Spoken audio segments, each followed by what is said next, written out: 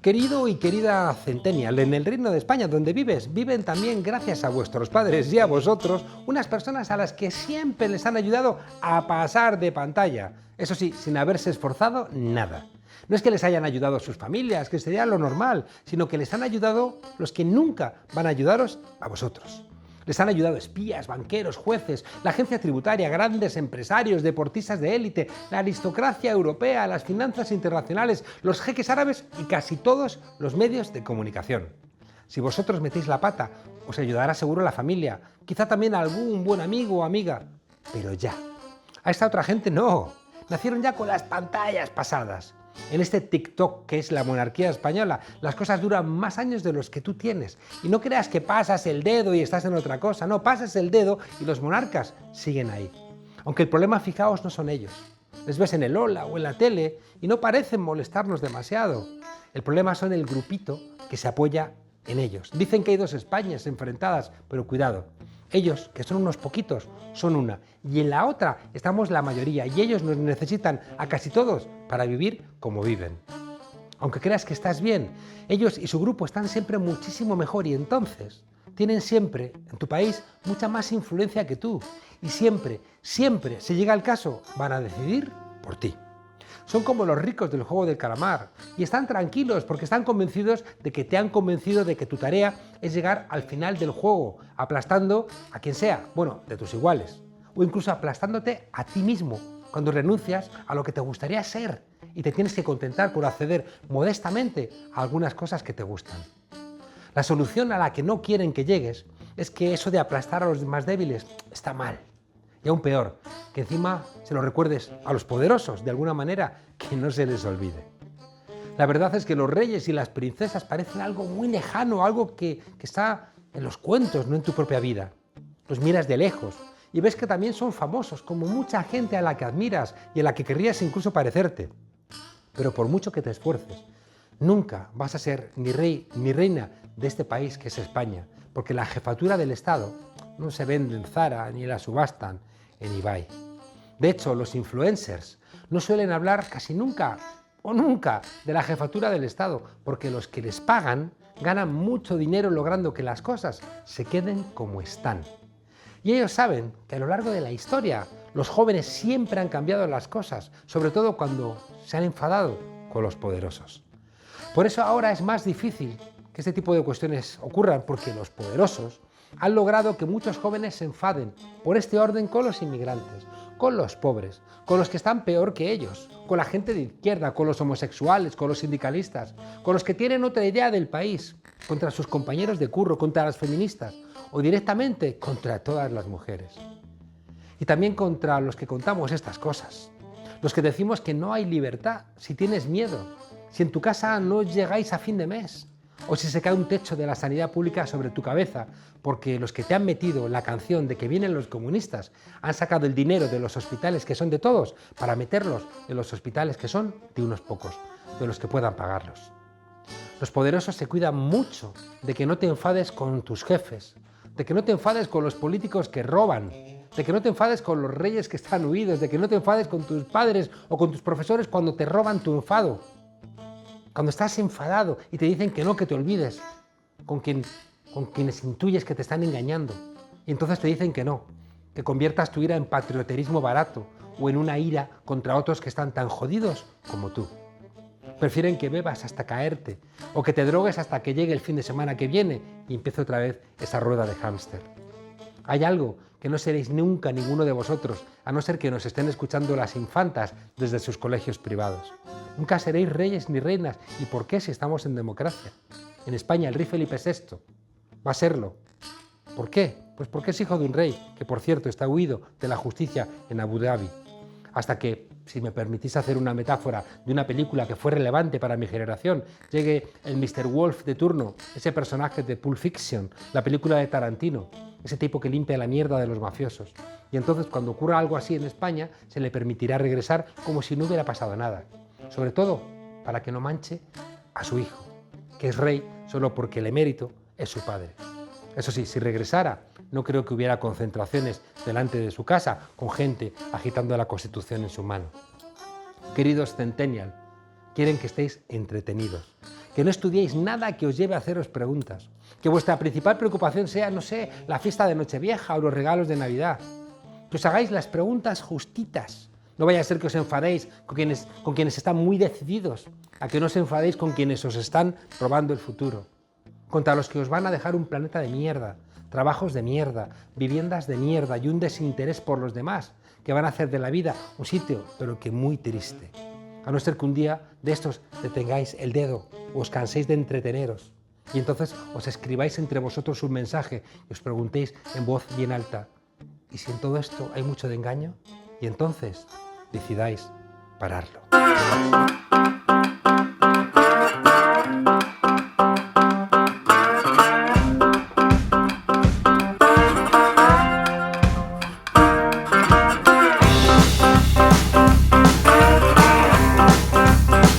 Hace mucho tiempo, en una galaxia, quizá no tan lejana, un poeta escribió lo siguiente y lo mandó a través de pips.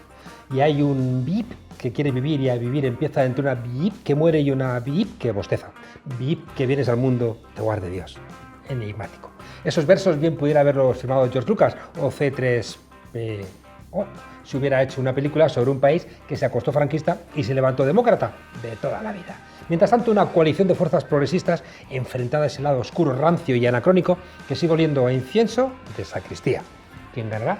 Pues ahí está la Estrella de la Muerte lanzando sus naves mediáticas, medios que se sabe que son mandados por los agresores y otros que no se sabe, pero que también, sus clones, y algún que otro juez contra los rebeldes, como diría Obi-Wan Kenobi, que la fuerza las acompañe, porque les va a hacer falta. No suelen fusilar a los periodistas culturales. Nuestro invitado dejó, sin embargo, las alfombras rojas y se hizo periodista político, que eso sí tiene sentencias de muerte. Pedro Ballín, timonel del Vígaro, periodista y autor de 3P0 en la corte del rey Felipe. Buenas noches y gracias por aceptar la invitación a este viejo halcón milenario. Muy buenas noches, encantado de estar aquí. Dígame usted, en primer lugar, y háganos un poco de spoiler, ¿qué está pasando con Javier Negre y sus compañías, quizá no tan enigmáticas, en el Congreso? Bueno, yo creo, sinceramente, esta es mi opinión, que esta historia va a acabar mal, de todas, acabe como acabe, que una vez que se ha hecho la acreditación, eso no se puede deshacer y que la pregunta es anterior, es porque hay muchos medios que no han conseguido ser acreditados en el Congreso de los Diputados y el canal de YouTube de Javier Negre sí está acreditado. Pero una vez que se ha hecho la acreditación, yo creo que esto no tiene solución razonable, salvo que vuelva a ocurrir, como ocurrió en la época que era Ana Pastor presidenta del Congreso, en la anterior legislatura, que hubo algunos medios que violaron las zonas, digamos, reservadas a los diputados, grabaron dentro de los despachos, incluso grabaron en la cafetería, que es uno de los espacios comunes que, como comparten periodistas y políticos, no se puede grabar allí. Pero creo que en este momento no cometerán ese error de dar una coartada para su expulsión y que no va a tener un arreglo sencillo. Desacreditar a alguien, aunque esté desacreditado, puede ser malo para todos. Es que yo creo que al final va a salir mal, es decir, si los jefes de prensa, que es comprensible porque emiten este comunicado protestando por la presencia de este medio allí, se salen con la suya y son expulsados, pues ya tenemos unos mártires para la causa de la libertad de expresión, que en esta época donde el victimismo cotiza, pues es darles un capital.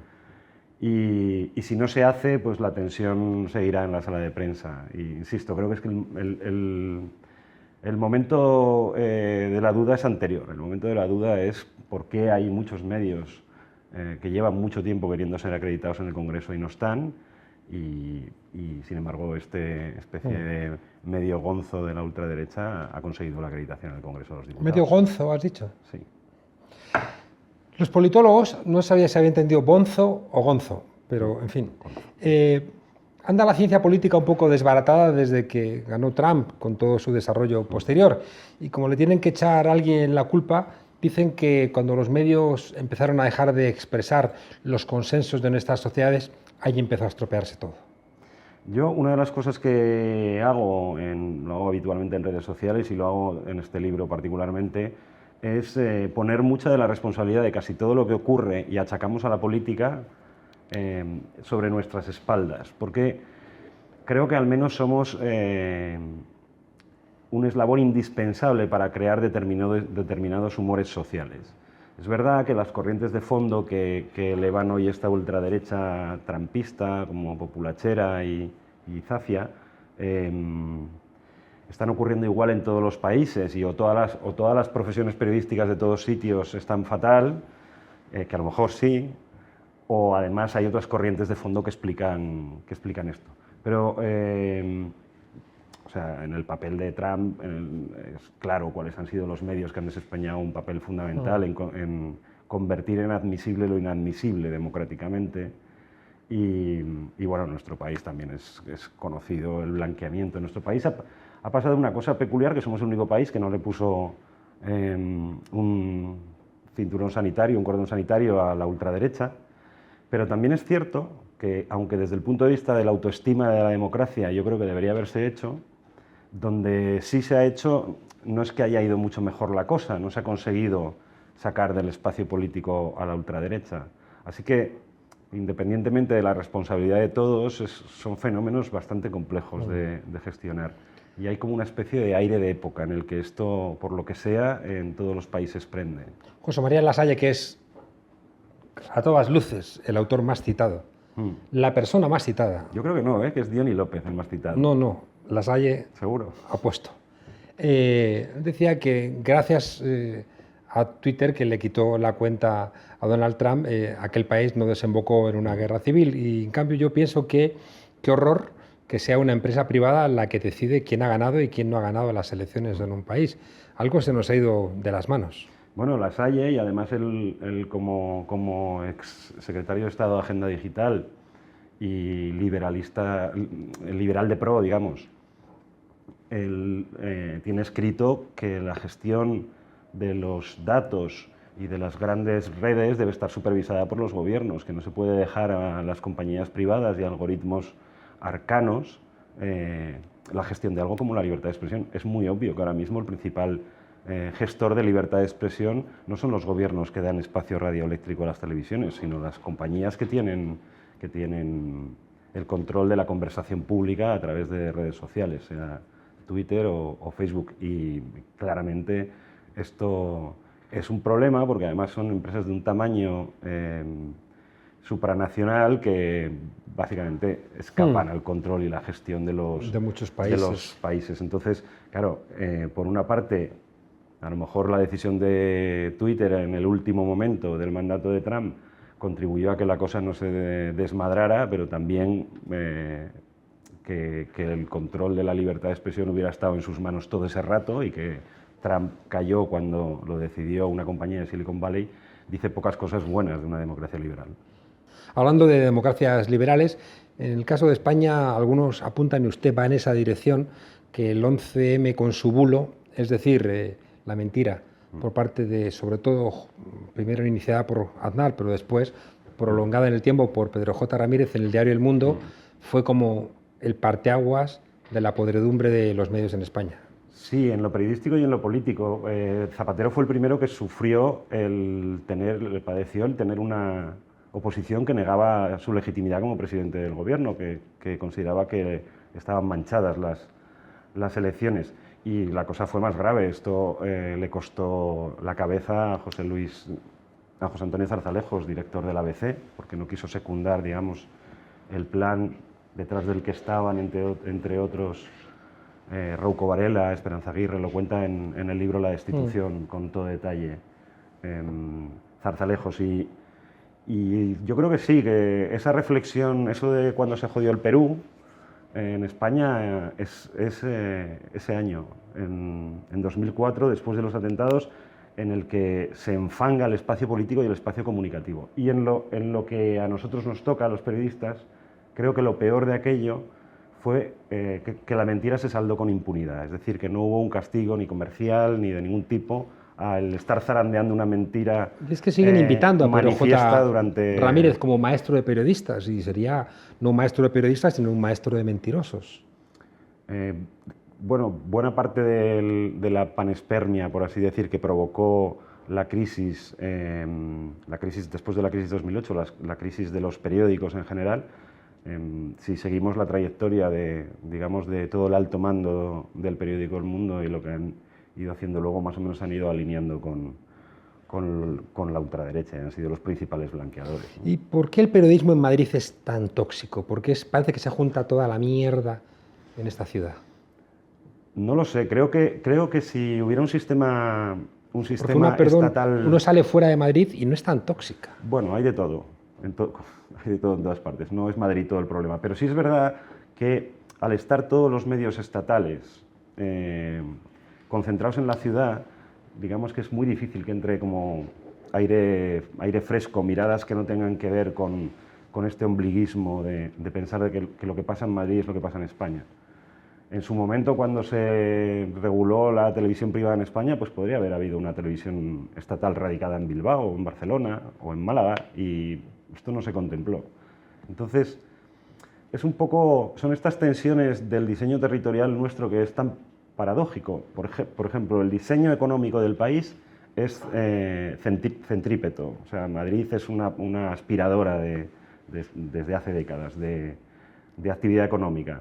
Pero se diseña un país descentralizado políticamente en la transición. Y a la vez se conserva la figura de la provincia en la ley electoral, un poco en el intento de que las ciudades, que siempre son más progres, no giraran el país a la izquierda cuando la transición. Y hoy vemos que todas estas tensiones conviven juntas, que por un lado tenemos los clásicos sentimientos de identitarismo más o menos nacionalista o soberanista en Euskadi y en Cataluña, pero tenemos una reivindicación vieja y no satisfecha que ahora vuelve a surgir por la forma en la que se hicieron el mapa de las autonomías, por ejemplo en Castilla y León. León no quiere depender de la capital en Valladolid y esto ahora con la España vaciada vuelve a tomar cuerpo. Tenemos provincias abandonadas que están alzándose, aprovechando esa ley electoral que sobrerepresenta a las provincias poco pobladas. O sea que el cuadro del pacto territorial del 78, en realidad, en lo político, en lo económico y en lo identitario y en lo material también, han saltado un poco por los aires, ¿no? Y parece que nadie tiene prisa por sentarse a la mesa a refundar el pacto, a revisar qué salió bien y qué no, y qué habría que repensar, ¿no? Tengo un profundo problema con el modelo liberal, insisto, que aparece muchas veces citado en el libro. Aquí entrevistamos también a José María Lasalle. Y tengo un problema con el periodismo y con la teoría liberal, porque creo que estamos en un momento donde quien acierta es el Dr. House cuando dice que todos mienten. Entonces, si todos mienten, no sé si lo que dice la teoría tiene algún tipo de sentido. Bueno, es que en este país, y esto se nota mucho en los problemas que arrastramos como democracia, el liberalismo como tal, el liberalismo político clásico, pues murió en una playa de Málaga fusilado y no hemos vuelto a saber de él, ¿no? Y se dan paradojas como que pues, hace muy pocos días Inés Arrimadas se manifestaba con la policía en favor de la permanencia de la ley Mordaza, cuando se me ocurren muy pocas cosas más antiliberales que la ley Mordaza, porque no existe una tradición liberal como tal. Entonces, eso hace que que nuestro convencimiento democrático sea manifiestamente mejorable. Y tengo la sensación un poco de que Lasalle es como un tirador solitario, disparando desde sus artículos y sus libros. El último particularmente interesante porque señala al neoliberalismo como el enemigo de la democracia, como el vehículo del autoritarismo, y lo contrapone en ese sentido al liberalismo clásico. Pero no sé si esto puede prender alguna vez en un país que, digamos, si no vives las etapas de la historia cuando tocan, es muy difícil luego hacer los deberes del curso anterior, ¿no? En este libro usted plantea que los que traían la verdadera reforma liberal a este país era la gente de Podemos. Sí, bueno, esto es para mí es un convencimiento. Creo que tiene que ver con el hecho de que es una generación de políticos nacidos en democracia y que, por tanto, son de radicalidad democrática, cosa que sus padres, digamos, incluso militantes comunistas, pues como vivieron la Guerra Fría y la dictadura, para ellos, digamos que la democracia era deseable, pero no era indispensable, ¿no? En cierto modo, ¿no? En cambio, esta generación se cría en plena democracia y entonces asume algunas cuestiones que son muy liberales, como por ejemplo el ensanchamiento de los derechos, ¿no? Creo que los dos momentos más liberales que ha vivido este país en los últimos años son la ampliación de derechos que hizo, de derechos civiles y políticos que hizo José Luis Rodríguez Zapatero y el programa de derechos de Podemos con la ley trans o la ley del solo sí es sí, etcétera, etcétera. Creo que estos son movimientos de ensanchamiento de los derechos civiles, de los derechos políticos, que tienen mucho que ver con la raíz del pensamiento liberal. Y, bueno, claro, a Podemos no le gusta que les digan liberales, pero... En cambio, quien se reclama aquí como liberal en la política o en el periodismo son gente que no sé si se pueden comparar, no sé, a Jiménez Los Santos con Yoda, a Eduardo Inda con Obi-Wan Kenobi o a Esperanza Aguirre con la princesa Leia. Bueno, porque, en fin, no creo mencionar ningún tabú ni un anatema, pero creo que aquí el nacionalcatolicismo se confunde muy a menudo con el liberalismo, no sé por qué, porque yo creo que desde Esperanza Aguirre, ¿no? Fue un poco la que empezó a reivindicar la etiqueta de liberal para sí, cuando en realidad, en fin, de su gestión no se sabe de nada que sea liberalismo, salvo que llamarle liberalismo a la escuela de Chicago, ¿no? y sus dogmas económicos. Entonces, en realidad, el problema del liberalismo, que es el problema que se encontrará La Salle, supongo, allá donde vaya, es que es una etiqueta apropiada por quienes no lo son. Parece que les conviene más que esa idea de progreso y de desarrollistas, la palabra atrasistas. Esta se la he robado a Diony López. Bien robada. Sí, que me parece una reflexión... Los poemas son de quien los necesita, obviamente. Que me parece una reflexión muy lúcida sobre el conflicto en este país, de la Ilustración para acá, entre atrasistas y progresistas. La parte buena de la reflexión de Diony es que en número siempre han sido más los progresistas que los atrasistas, pero en los resultados siempre han ido ganando los atrasistas, ¿no? Por eso siempre está en contra de la teoría de las dos Españas, porque era una chiquita pero con mucho poder, con monarcas, con militares, con banqueros y con obispos, y con contactos internacionales a los que llamaban para que vinieran a aplastar a esa mayoría a la que no podían derrotar. Hablando de atrasismo, acabamos de ver a Desokupa, que es una empresa de gorilas con estética nazi, acompañando a policías y a guardias civiles en un desahucio. Sí, esto empieza a ser habitual. Hablo un poco de ello al principio del libro, porque me parece sintomático de la pendiente por la que estamos resbalando, que hayamos pasado de una cosa, digamos, vergonzosa y a la vez un poco cómica, que era el cobrador del frac, a que 4 matones vengan a sacarte de casa. Y que hayamos asumido eso como normalidad, y a estas empresas como empresas legítimas, pues da un poco, creo, la medida del riesgo en el que estamos. Es que, ¿por qué no acompañar también a reventar una huelga, acompañar a hostias a los estudiantes a clase, no sé, llevarnos a misa? Si seguimos resbalando por la pendiente, acabaremos viéndolo. Hablando de C3PO, yo soy tu padre. ¿Tienes realmente el padre de Vox? Bueno, en lo formal, Faes, claramente, ¿no? Cuando Faes acaba rompiendo con el Partido Popular, porque Aznar considera que Rajoy es blando para lo que ellos llaman la genuina derecha desacomplejada. Bueno, yo creo que Rajoy simplemente es un señor conservador y que lo que no era Rajoy era un señor reaccionario, y que por eso, porque no cree en su propia apuesta, desde Faes, bueno, ponen otro galgo en la carrera y así tienes 2 posibilidades de ganar, ¿no? Hubo un momento en donde Faes había amamantado a Casado, a Abascal y a Rivera. Sí. La foto de Colón. Este es el error que explica por qué Ciudadanos desaparece, ¿no? Que al final adopta un partido que venía a llamarse, bueno, se genera o nace casi como una escisión del PSC o como un PSC corregido, un partido de centro-izquierda, antinacionalista. No tardó ni 4 telediarios en convertirse en un partido esencialmente nacionalista. A mí, la verdad es que Me da lástima porque además los que trabajamos en el Congreso y vemos trabajar a los diputados, por el grupo de Ciudadanos ha pasado gente muy válida, y ahora mismo su portavoz, Edmundo Val, es un tipo que en muchas materias es muy válido, pero nos pierde el nacionalismo. Entonces, si al final las tres derechas están disputándose una idea nacional de España, que además es excluyente porque se define en contraposición a lo vasco o lo catalán, no en contraposición a lo portugués o lo francés, pues son demasiadas marcas para vender el mismo producto político. Ellos deberían haberse convertido en liberales, porque además hicieron un congreso en el que dejaron de ser centro-izquierda para ser centro-derecha. Bueno, dejaron de ser socialdemócratas en su definición, o progresistas, y pasaron a ser liberales.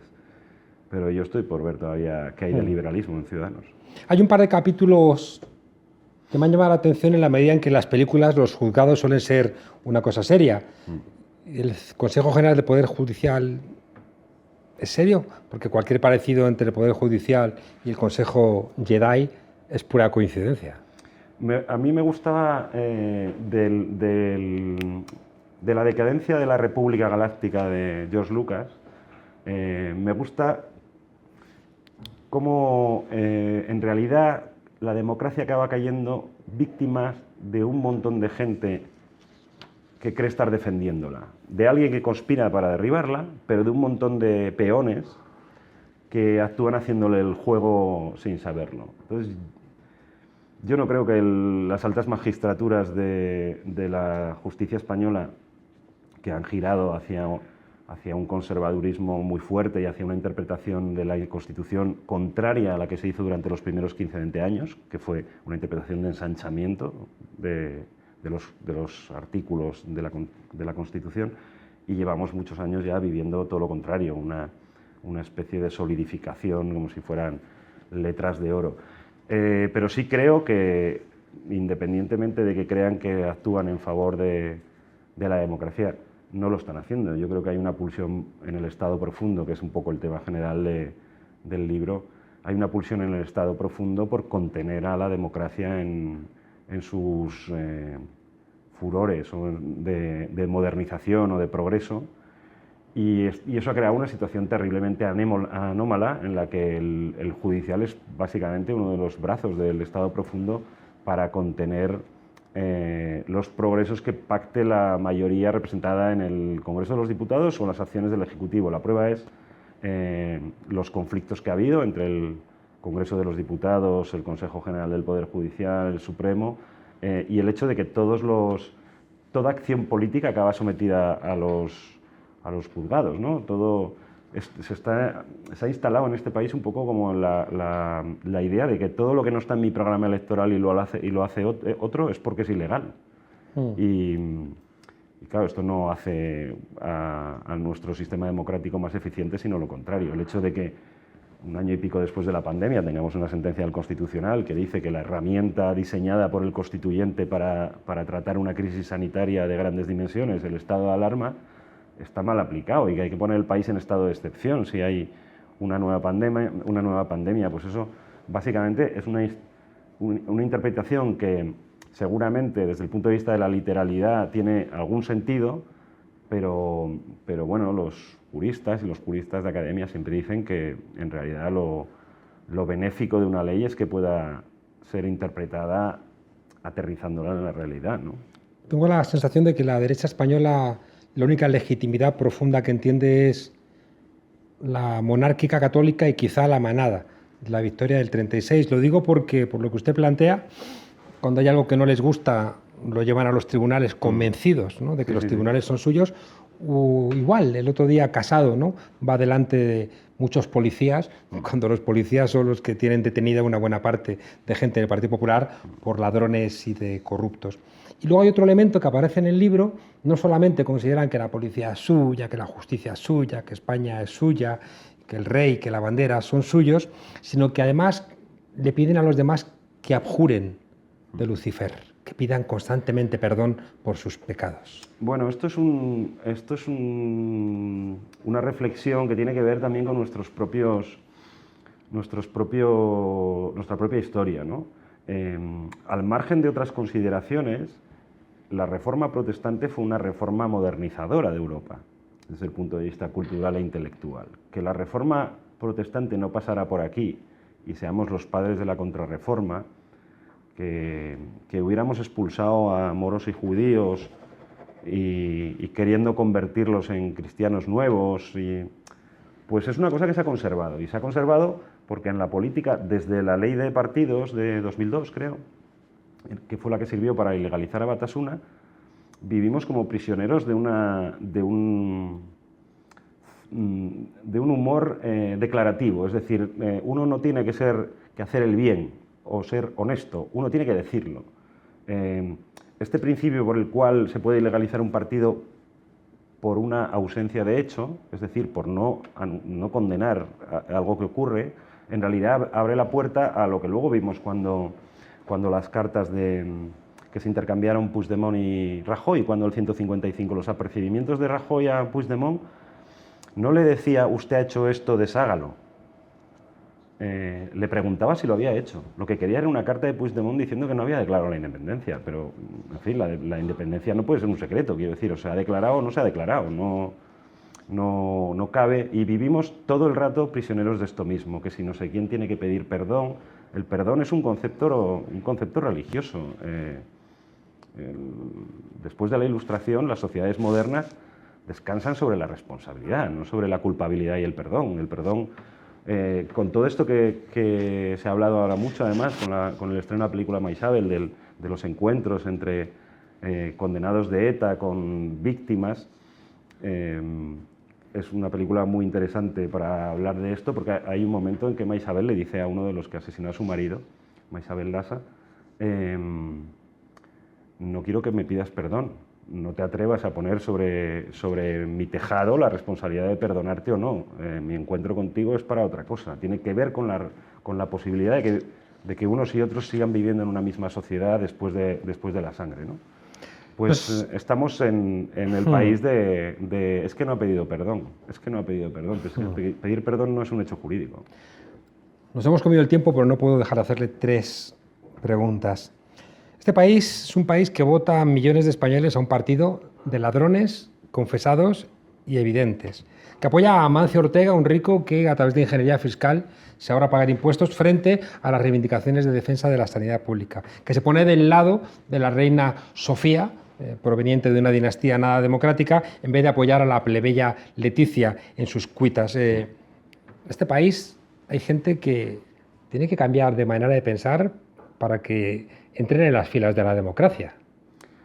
Sí, pero de momento que también es verdad que le damos mucha amplificación, pero lo cierto es que de momento no gobiernan, porque no son mayoría. Es decir, en el país hay una mayoría progresista gobernando y sobre todo hay, digamos, otras 2 naciones en lo político, en tanto realidades políticas propias, que son Euskadi y Cataluña, al menos, porque podríamos considerar más, empezando por Canarias, como realidades políticas propias, que son los que deshacen el empate entre la izquierda y la derecha. Sí, pero hay algo en el libro que a mí no me gusta.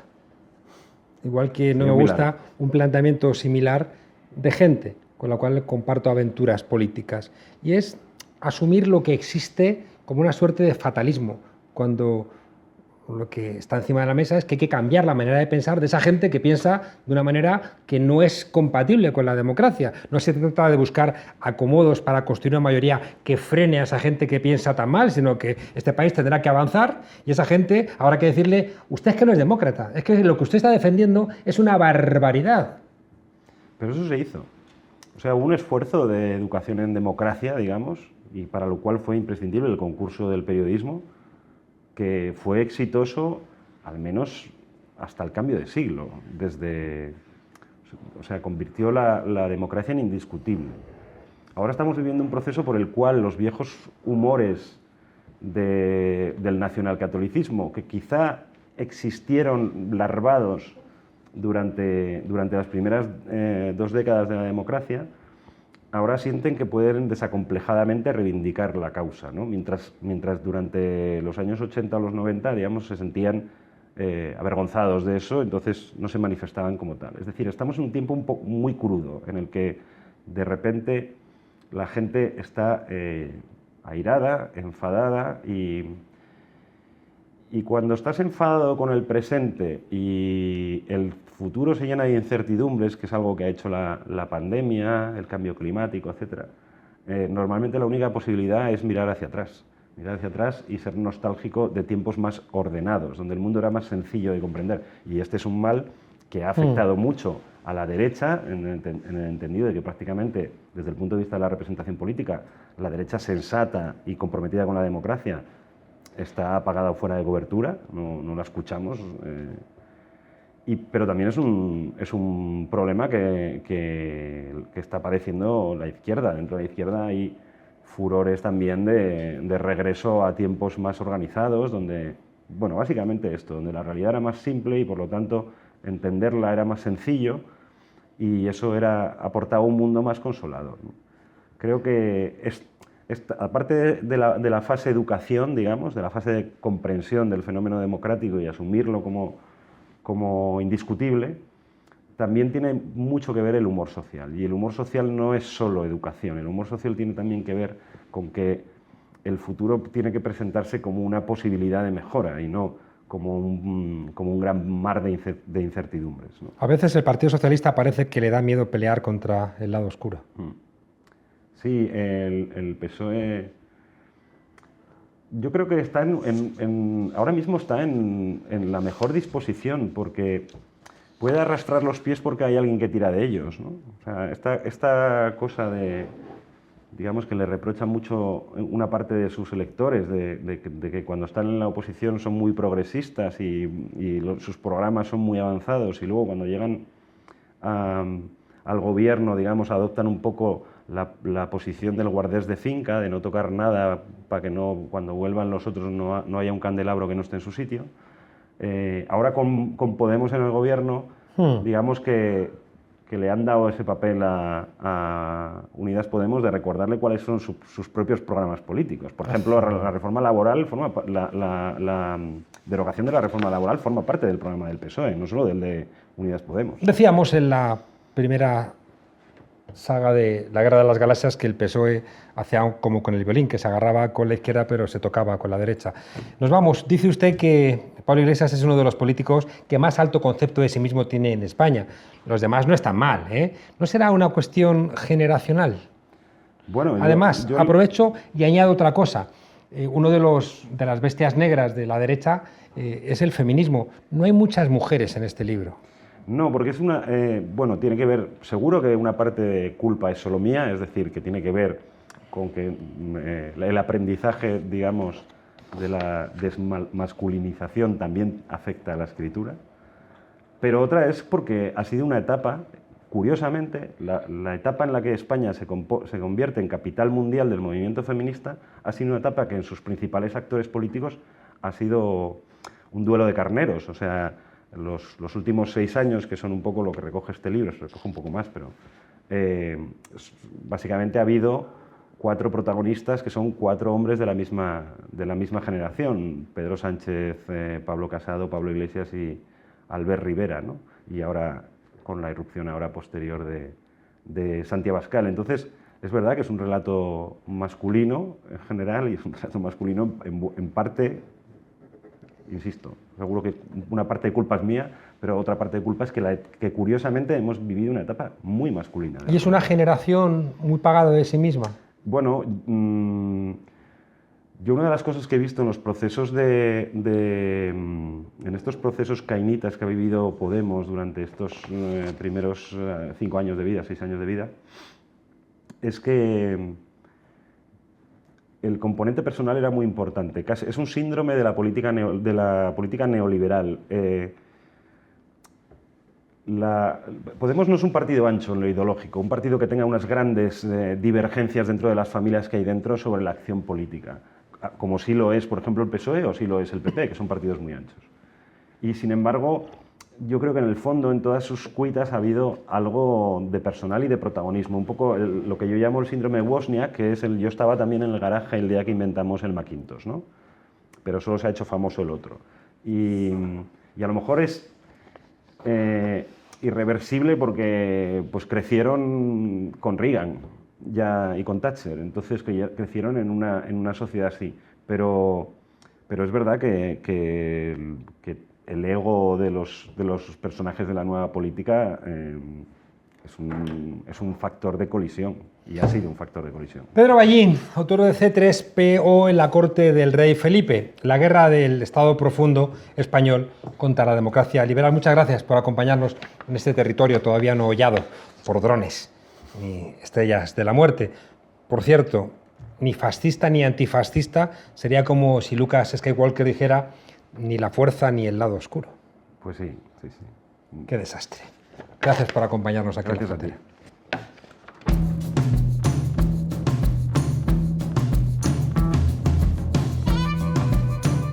30 añitos, que son tiempo. Iberoamérica avanza, el lema del evento 30º aniversario de las cumbres iberoamericanas. Una reunión para conmemorar la primera vez que los mandatarios de 21 países iberoamericanos se reunieron en Guadalajara, México, para crear un espacio, decían, de cooperación y diálogo. Diálogo, es verdad, bastante tenso en algunas ocasiones. ¿Por qué no te callas? Por favor, no hagamos diálogo. Para Juan Carlos I, alias el emérito, descendiente de aquel Fernando VII que mandó sus tropas a luchar contra Simón Bolívar, tuvo que ser difícil soportar que un plebeyo, más bien oscurito, hijo de unos humildes profesores de escuela, le echara en cara, delante de otros 20 jefes de Estado, que el gobierno de España, entonces presidido por José María Aznar, estuviera implicado en el golpe de Estado contra Chávez de 2002. A Venezuela se respeta. A Venezuela se le respeta. En realidad, la cumbre iberoamericana decían que nació para esto, para hablar a la cara y sin intermediarios, aunque no era verdad. Era una reunión para hacer negocios entre pillos. La excusa, avanzar en un proceso político, económico y cultural común desde el respeto a las diferencias. Ya. Un proyecto de unidad y desarrollo basado en el diálogo, la cooperación y la solidaridad.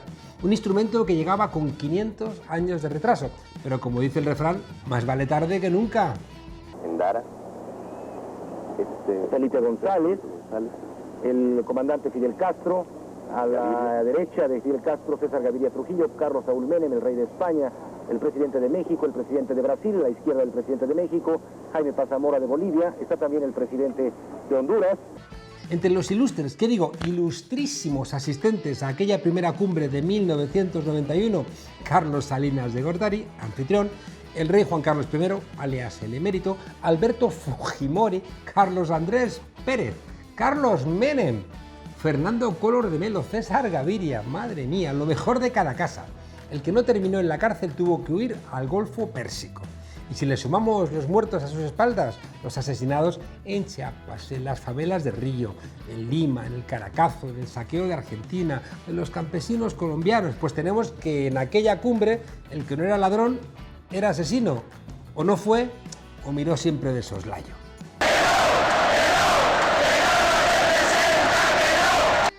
Para comprender mejor el presente, nada mejor que hacer un repasito somero a los padres fundadores de las cumbres iberoamericanas. Eso sí, si os dais cuenta, siempre padres. O sea, usted siempre ha tenido puestos públicos, ese es el punto. ¿Cómo puede vivir como millonario? ¿Y por qué me alguien califica usted de esa manera sin tener una sola evidencia? No, le pregunto. No, es que no es una pregunta, casi en la pregunta hay una afirmación. Usted está compartiendo el estereotipo.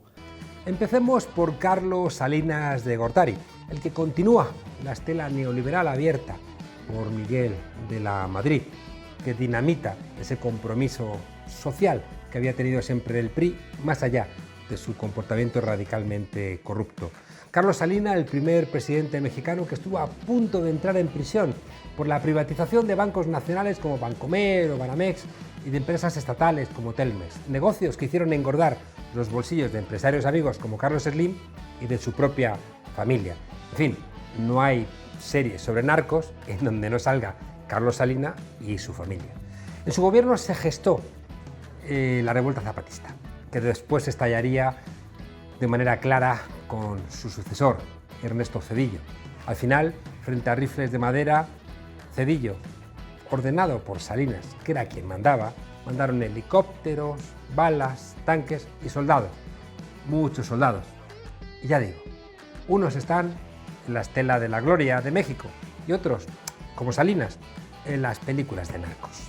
Si se cometieron algunos hechos execrables, los condeno, pero no fueron orden de quien habla. Yo por eso, señor presidente, rechazo los cargos totalmente. ¡Soy inocente!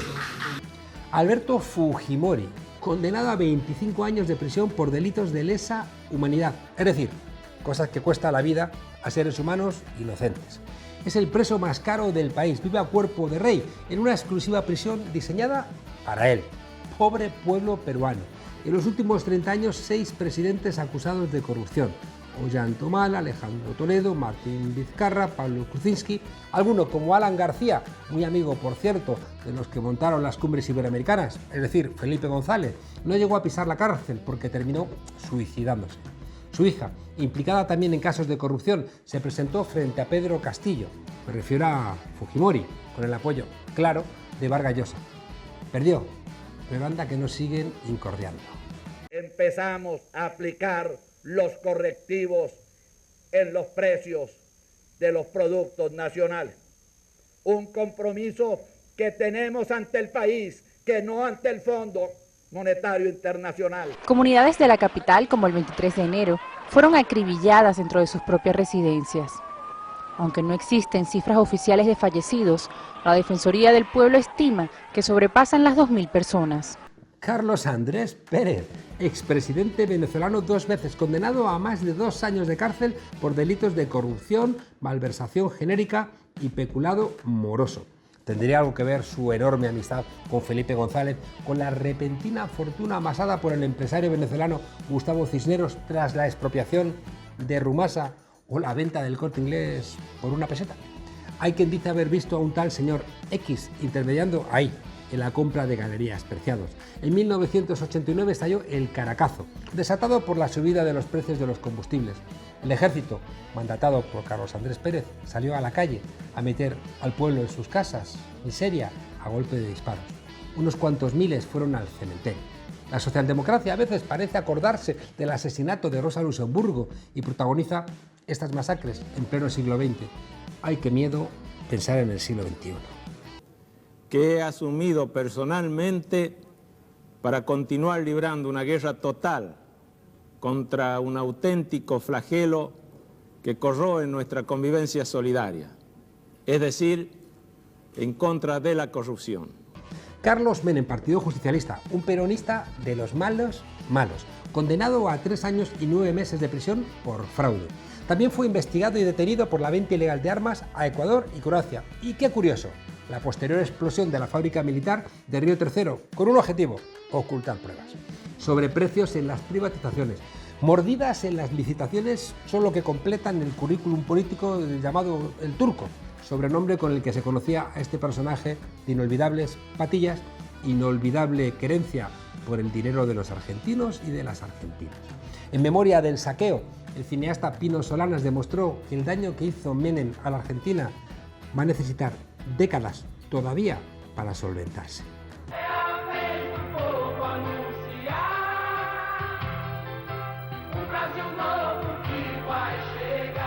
Buscaron a un galán de televisión, Fernando Collor de Mello, un candidato elegido desde los medios de comunicación para frenar a la izquierda. Destituido después como presidente de Brasil en 1992 y condenado a 22 años de cárcel por corrupción, lavado de dinero y tráfico de influencia. Fue su propio hermano Pedro quien destapó que el jefe de Estado utilizó la presidencia de Brasil para amasar una fabulosa fortuna a través de una red que incluía la extorsión y el chantaje. Los medios que le levantaron cuando la cosa se puso un poco pesada tampoco dudaron en dejarlo caer. Un ratito, no del todo, sino cómo podrían convencer al siguiente canalla que se prestara a estos tejemanejes. Esta asamblea es un ejemplo de esa nueva democracia que me comprometí a entregarle a los colombianos al iniciar mi mandato. También es una demostración de que esta puede funcionar, de que no se trata de una utopía. César Gaviria, acusado de desviar dinero a paraísos fiscales según los papeles de Pandora. Sería también el eslabón perdido en el famoso proceso 8000 vinculado a la financiación por parte del narcotráfico. secretario general de la OEA entre el 94 y 2004, y olvidaría pronto los valores del respeto a la soberanía de los pueblos, defendidos en la Declaración Fundacional de la Cumbre Iberoamericana. Todo lo que tiene que ver con Gaviria, con el uribismo y con el asesinato de líderes sociales pertenece a la parte más oscura de la historia de este personaje y de la reciente Colombia. Porque para quienes pensamos desde el punto de vista de la libertad y liberal, no hay otro concepto que el de la libertad, que debe incluir, por supuesto, el orden jurídico, la organización estatal, pero como instrumento y no como fin. Luis Alberto Lacalle Herrera, presidente de Uruguay hasta 1995, en un reparto bipartidista corrupto que solamente frenaría el Frente Amplio del general Iber Seregni, de Tabaré Vázquez y de Pepe Mujica. Lacalle batió todos los récords en corrupción. Por cada $1.000.000 que se llevó él y su compañía, el Uruguay perdió más de 20 millones. Lacayo de Bush y Thatcher, si es que Dios los cría y ellos se juntan, acuñó frases enormes.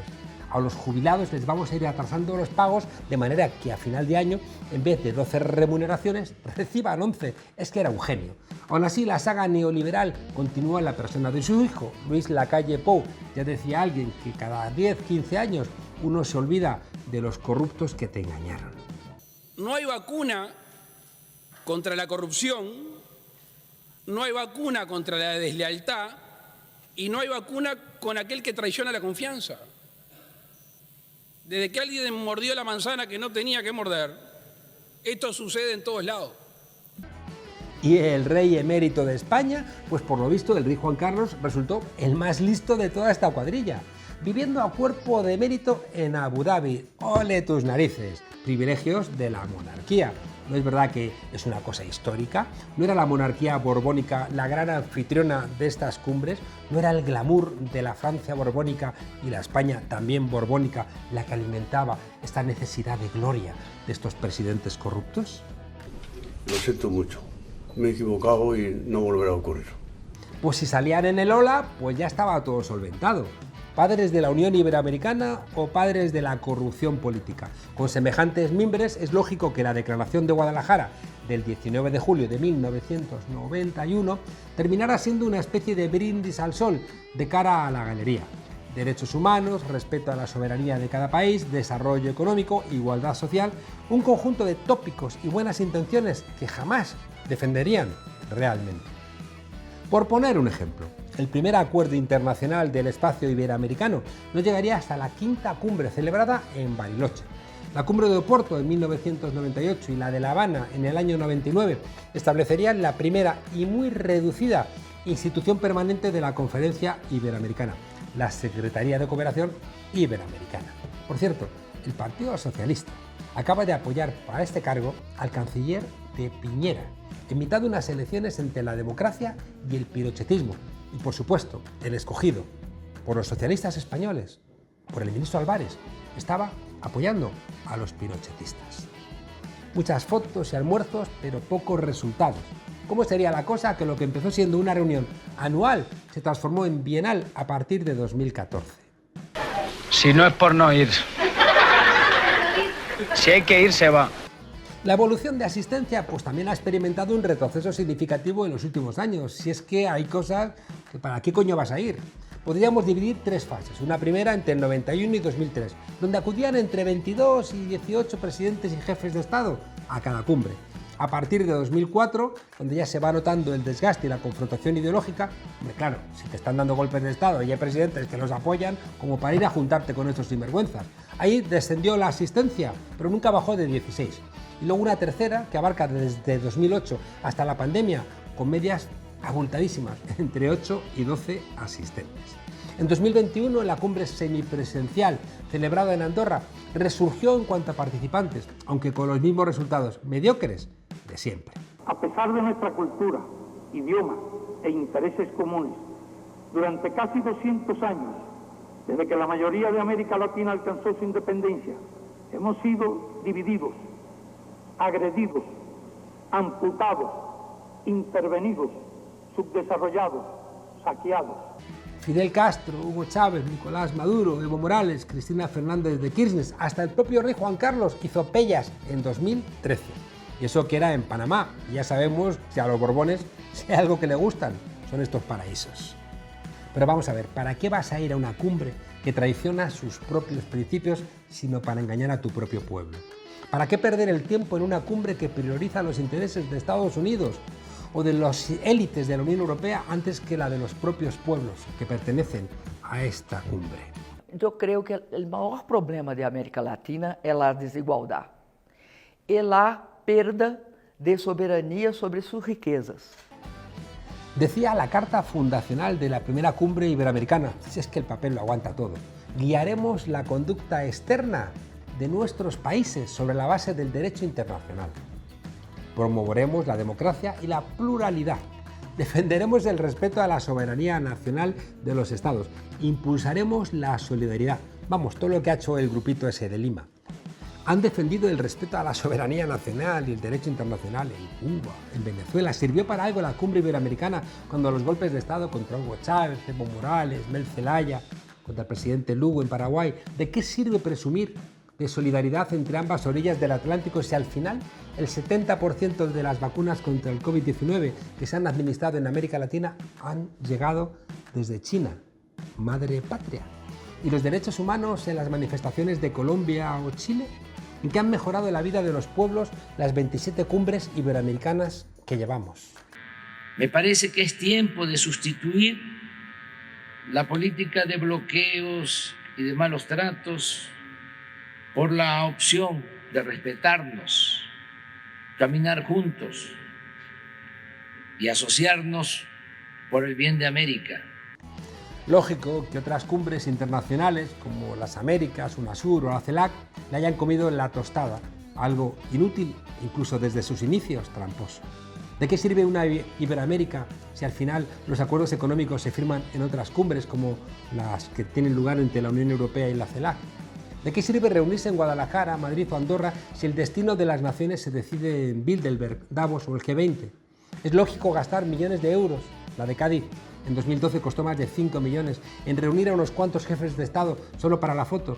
¿Es que acaso España está siendo realmente la cabeza de puente entre América Latina y Europa? ¿Es que España acaso no siguió los dictados de Trump cuando decidió reconocer a un tipo que se había autoproclamado en una plaza como presidente interino de Venezuela? Cuando hace 30 años España, apoyada por México, impulsó esta cumbre, el rey don Juan Carlos, alias el emérito, se imaginó ampliando su influencia allende los mares. Una reencarnación de Felipe II, aquel en cuyos dominios no se ponía el sol, inventando una especie de Commonwealth de marca blanca con un par de siglos de retraso. Al igual que Saturno devoró a su hijo, aquellos que crearon la cumbre iberoamericana de 1991 han provocado con sus comportamientos y con sus políticas, con sus corrupciones, con sus escándalos, con sus paraísos fiscales, con sus sociedades offshore, con sus ejecuciones de gente inocente del pueblo, que el sueño de una Iberoamérica fuerte y unida siga siendo desgraciadamente una utopía, al menos en lo que significa la colaboración con ese sueño desde Europa. El rey ha abandonado esta tarde durante unos minutos el plenario de la cumbre iberoamericana en respuesta a los ataques a España de varios mandatarios latinoamericanos. Dijo aquel presidente elegido por su pueblo, al que un jefe del Estado, al que no le había elegido nadie, le mandó callar, que en esas reuniones de mafiosos los líderes iban de cumbre en cumbre, y los pueblos de valle en valle, hasta que los pueblos se cansan, se levantan y los ladrones se van con otros ladrones a llorarle a la Organización de Estados Americanos, a Estados Unidos o a que Vargas Llosa les dedique uno de sus espléndidos libros.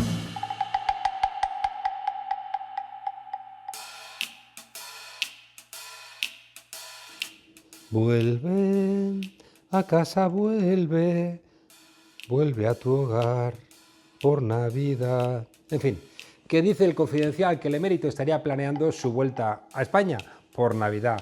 ¡Jo, jo, jo, jo! Que decía el Santa Claus ese de los nortes. El emérito regresando con alevosía al lugar del expolio, quizá para ver la cara de pendejos del conjunto. Es decir, regresando, podríamos decir, al lugar del crimen. Al tiempo que la justicia sigue condenando a gente con la mera denuncia de un policía que dice que le has mirado mal. ¡Jo, jo, jo, jo! Que dice ese que va vestido de rojo. España sigue siendo diferente. ¿Qué es? ¿Qué es? Hay luces de color. Aunque es tan descarado que no querrán que nos fijemos en esto y nos olvidemos de lo demás, que pensemos qué malo es el emérito y así qué bueno es el hijo. En estas entrañables fechas en las que Papá Noel entra en nuestras casas dejando multitud de regalos, llegado el caso, don Juan Carlos de Borbón pretende hacer justo lo contrario, colarse la zarzuela y llevarse un sueldito a costa del Estado. 161.000 euracos. ¡Jo, jo, jo, jo! ¿Qué dice Santa Claus? ¡Feliz asignación económica! Y a seguir recordando las cuentas de Suiza. Claro, y no solamente eso. Don Juan Carlos planteaba a los entendidos debiera terminar si la jurisprudencia común se aplicara y si los jueces así lo entendieran, no sé, en Extremera o en Alcalameco, y si así fuera, seguiría su hijo en la suite de la zarzuela. ¡Jo, jo, jo, jo! Que reiría Santa Claus. Ya me estoy imaginando a Leticia como el niño de Solo en casa, preparando el recibimiento.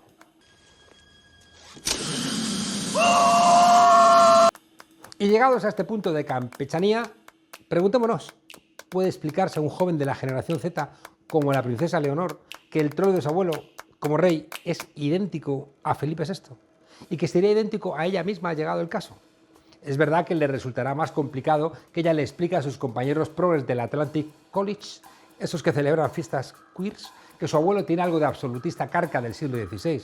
Pero vamos a ver, ¿no habíamos quedado en que esos Borbones ya no existen? Pero no nos engañemos. Que el emérito tenga tantos lechos como financistas no es lo más grave. Ni siquiera que haya robado, estando mal, utilizar la jefatura del Estado para enriquecerte.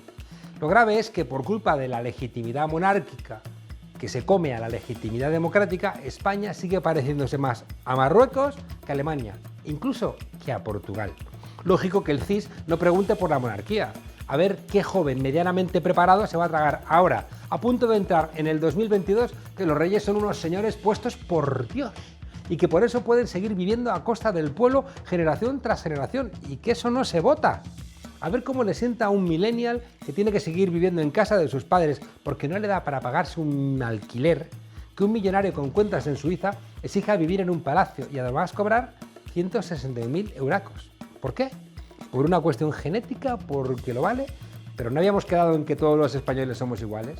Me temo que ni Victoria Federica, que es una cotizada influencer, tiene respuesta a estas complicadísimas preguntas. ¡Viva en las Caenas!, gritaban en las calles de Madrid a Fernando VII, poquito antes de que ahorcase a los españoles que habían defendido a la patria. Solamente el pueblo salvó al pueblo y los Borbones los ahorcaron. En pleno siglo XXI, regresar otra vez a ese viva en las Caenas es lo único que puede explicarnos por qué seguimos esperando un referéndum sobre monarquía o república. ¿Nos votarán los Reyes Magos? Qué raro que unos reyes te traigan la república. En fin, ¡oh, oh, oh, oh! ¡Hasta la semana que viene, desobedientes!